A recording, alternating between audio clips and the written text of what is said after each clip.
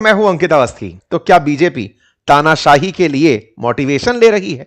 और ऐसे में भारत में जब भी तानाशाही शब्द का उपयोग होता है तो यह आरोप भाजपा पर लगता है। भाजपा वाले कांग्रेस पर लगाते हैं कि इंदिरा गांधी जी ने इमरजेंसी के समय तानाशाही की थी और इस बार के इलेक्शन में बीजेपी पर आरोप था कि ये लोग बहुमत ही इसलिए चाहते हैं ताकि ये संविधान बदलकर देश में तानाशाही कर सकें। तानाशाही का मतलब है जो सत्ता में है उसे कोई रोक ना पाए, वो अपनी मर्जी से देश को चलाए, उसके सामने विपक्ष गौण हो जाए। में सबसे बड़ा प्रश्न यही, बीजेपी कब तक यह कहेगी कि यह नेहरू जी ने कहा, या कांग्रेस कब तक यह कहेगी कि आप कांग्रेस वाले बीजेपी वाले चीन के आगे बिक गए?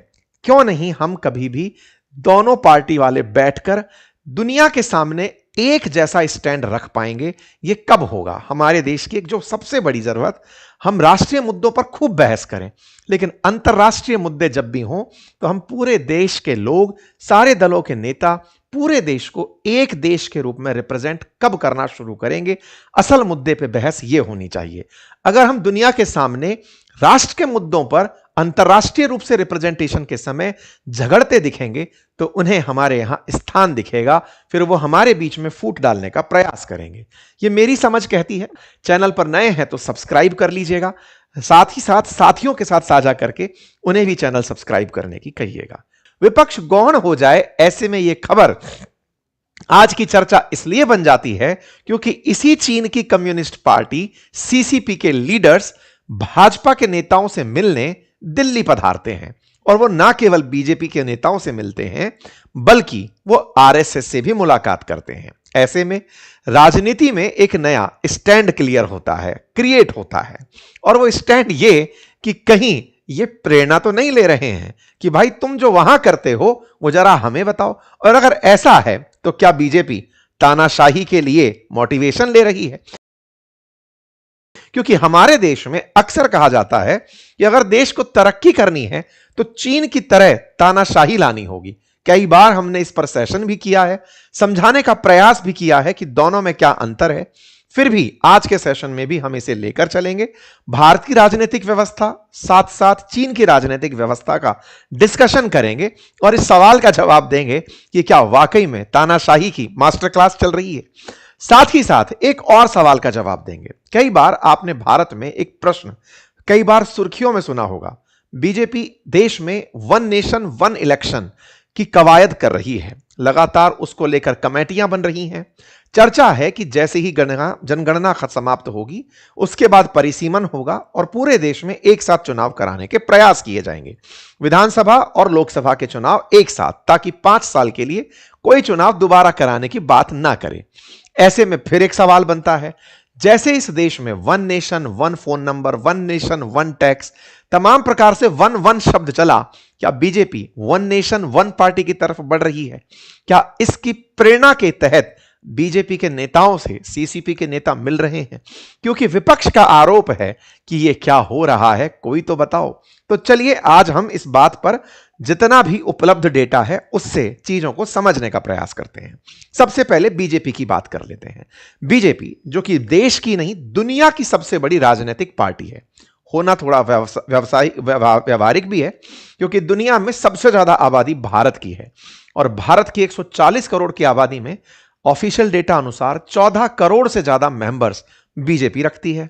बीजेपी के बाद जो दूसरे नंबर पर आती है राजनीतिक पार्टी विश्व में, वो यही सीसीपी पार्टी जो चीन की है, जिसके पास 10 करोड़ सदस्य हैं, इसका नाम लिया जाता है। आपके दिमाग में प्रश्न आएगा कि चाइना के अंदर भी तो पॉपुलेशन लगभग हमारे बराबर है, ऐसे में वहां पर 10 करोड़ ही लोग राजनीतिक दल में हैं, तो बाकी लोग क्या करते हैं? क्या उनके पास कोई विपक्ष उपलब्ध है या फिर वो राजनीति में इंटरेस्ट नहीं लेते? वो थोड़ा आगे चल के हम क्लियर करेंगे। लेकिन फिलहाल के लिए बीजेपी अपने आप को एज ए नेशनलिस्ट पार्टी बताते हुए प्रमोट करती चलती है। बीजेपी का मानना है कि वो दुनिया की लार्जेस्ट पार्टी है और देश के अंदर देश के साथ देश के लिए काम करने के लिए राष्ट्रवाद की भावना पर चलती है, और उसमें बिल्कुल इस समय पार्टी के चेहरा बने हुए हैं प्रधानमंत्री नरेंद्र मोदी जी, बिल्कुल वैसे ही जैसे चीन के अंदर उनकी पार्टी के लीडर शी जिनपिंग चेहरा बने हुए हैं। विपक्ष बार बार सवाल में यही उठाता है कि इस मुलाकात को क्या नाम दें, जिसमें चीन के राजदूत के साथ सीसीपी के लीडर आए हुए हैं और वो बीजेपी के लीडर से मुलाकात कर रहे हैं। यह तस्वीर हेडलाइन बनती है कि चाइनीज कम्युनिस्ट पार्टी के डेलीगेशन का बीजेपी ऑफिस में विजिट होता है और यह विजिट गलवान वैली इंसिडेंट के बाद पहली बार होता है। गलवान वैली इंसिडेंट के बाद हालांकि बहुत सी चीजें पहली बार हो रही हैं। उनमें चाहे दोनों देशों के बीच विदेशी सेवा के लिए फ्लाइट का शुरू होना हो, दोनों देशों के बीच व्यापार की सुगमता को बढ़ाने का प्रयास हो, नेताओं की आपसी मुलाकात हो, प्रधानमंत्री का चीन दौरा हो, विदेश लेवल को संचार रूप से चलाने के लिए तमाम विदेशी निवेश के तरीके हों, बहुत सी चीजें फिर से खुल रही हैं। लेकिन इस बीच में यह हेडलाइन मायने रखती है। विपक्ष पूछता है कि लाल आंखों की जगह रेड कारपेट क्यों बिछाया है, जवाब दीजिए। आइए इस पूरी कहानी को पहले चीन की राजनीतिक व्यवस्था को समझते हुए ले चलते हैं।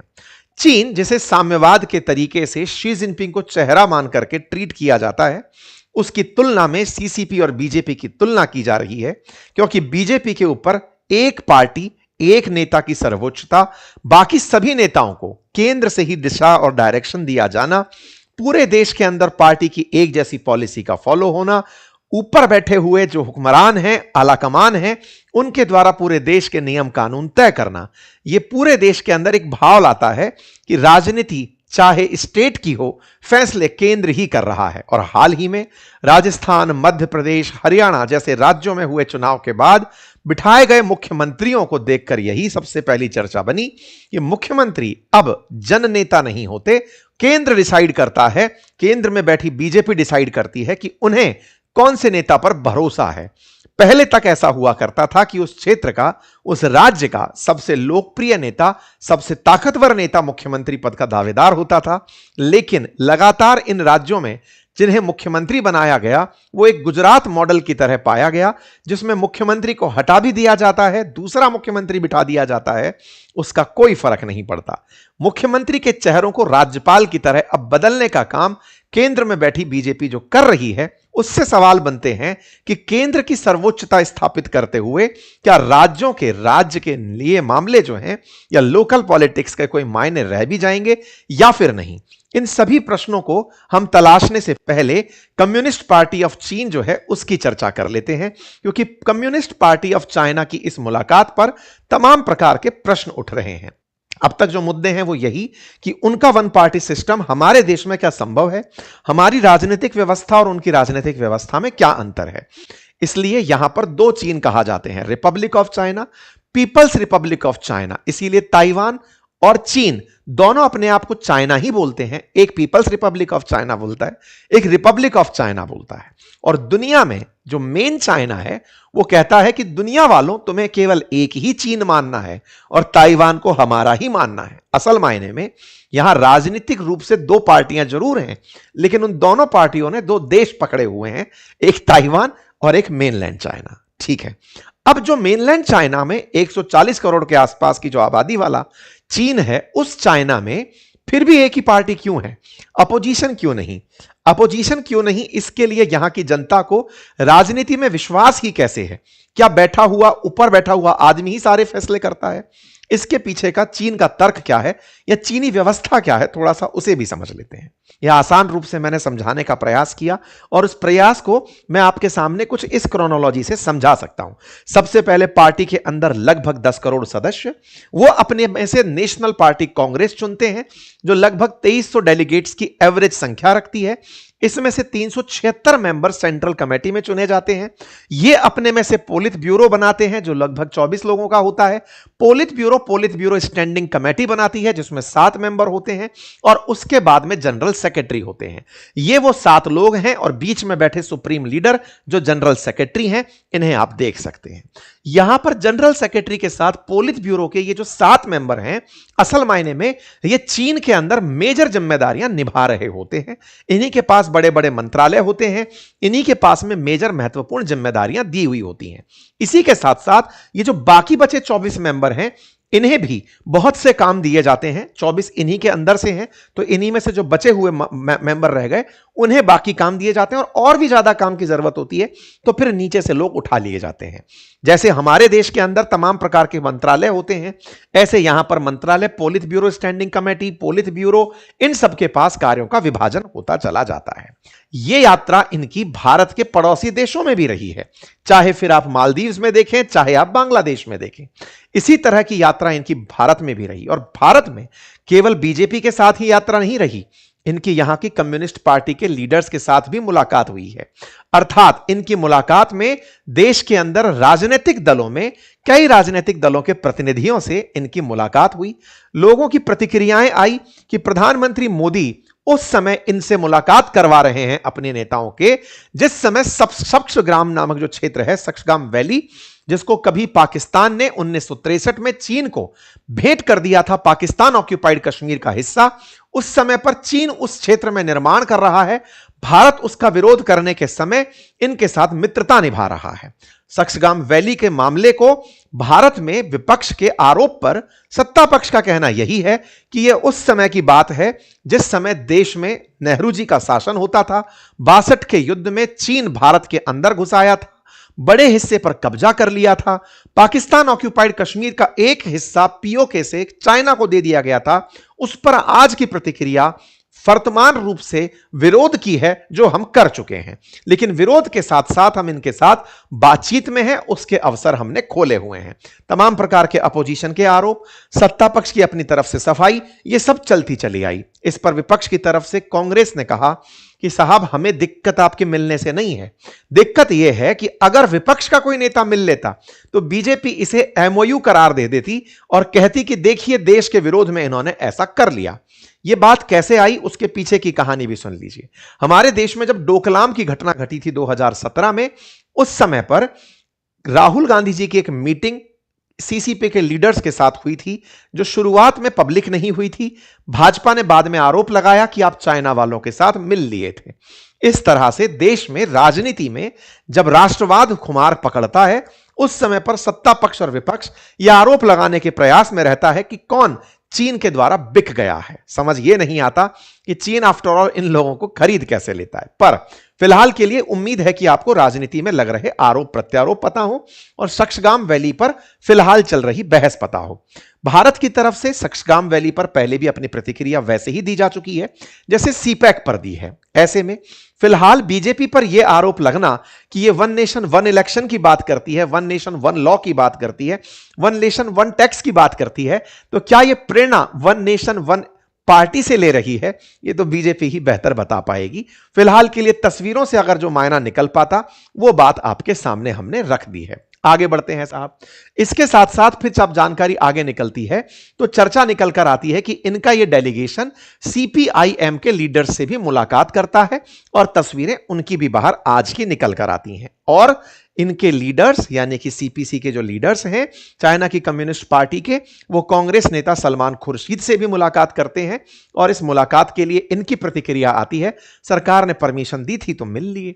तो कुल मिलाकर के हमारे देश के अंदर पार्टी के नेताओं के आने के बाद कई प्रकार के प्रश्न उठे। में सबसे बड़ा प्रश्न यही, बीजेपी कब तक यह कहेगी कि यह नेहरू जी ने कहा, या कांग्रेस कब तक यह कहेगी कि आप कांग्रेस वाले बीजेपी वाले चीन के आगे बिक गए।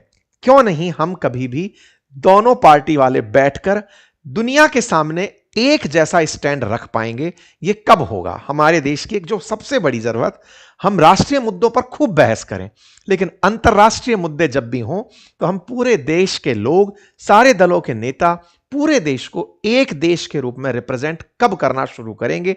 असल मुद्दे पे बहस ये होनी चाहिए।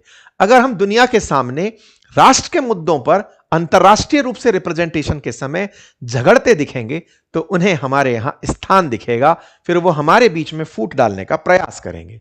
ये मेरी समझ कहती है। बाकी आप लोग इस विषय पर क्या सोचते हैं, अपनी राय जरूर दीजिएगा। देश के अंदर मल्टी पार्टी सिस्टम हमारे देश के अंदर एग्जिस्ट करता है, जिसका बड़ा फायदा यह है कि हर विचारधारा, हर क्षेत्र, हर प्रकार की जो व्यवस्था है उसका रिप्रेजेंटेशन भारत की राजनीति में होता है। इस वजह से भारत दुनिया की सबसे बड़ी डेमोक्रेसी है और दुनिया के लोग हमारे इलेक्शन रूपी उस तप पर्व को देखने के लिए, गवाह बनने के लिए हाजिर होते हैं। उम्मीद है कि आप भी इस बात से निश्चित वास्ता रखते हो। आप लोग इस बारे में क्या सोचते हैं, अपनी राय जरूर कमेंट बॉक्स में दीजिएगा। चैनल पर नए हैं तो सब्सक्राइब कर लीजिएगा, साथ ही साथ साथियों के साथ साझा करके उन्हें भी चैनल सब्सक्राइब करने की कहिएगा। बहुत बहुत धन्यवाद।